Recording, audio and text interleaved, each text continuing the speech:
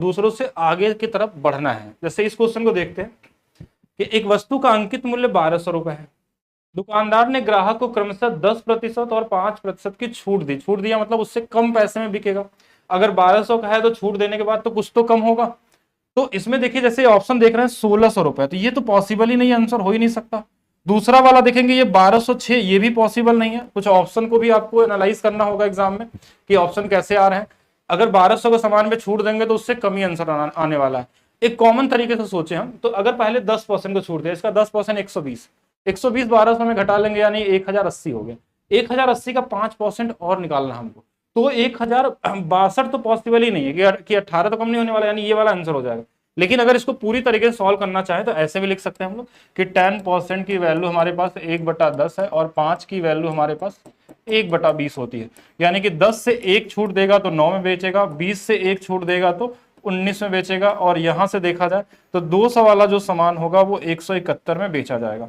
और इस 200 की वैल्यू क्वेश्चन में 1200 दिया था, जो इससे 6 गुना पे है, तो इसमें भी 6 से गुना कर लेंगे।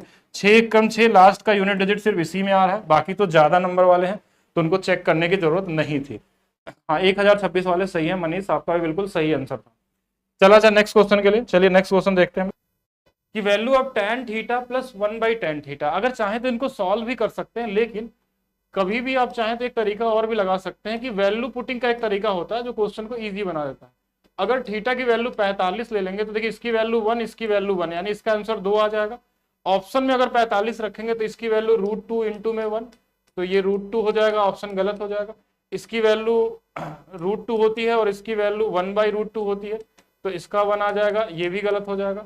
इसमें भी 1 आ जाएगा, ये भी गलत हो जाएगा। देखिए यहाँ पे भी √2 और यहाँ पे भी √2, दोनों गुणा करने पे 2 आ जाएगा, यानी ऑप्शन नंबर 4 क्या होगा आपका, सही होगा। क्वेश्चन में भी वैल्यू पुट कर लिया, ऑप्शन में भी कर लिया। वैसे इसको लगाना भी चाहेंगे तो बड़ा इजी क्वेश्चन है, ऐसे लगा सकते थे। ये देखिए इसका इसमें गुणा होगा तो ये कितना हो जाएगा, tan square theta plus 1/tan theta.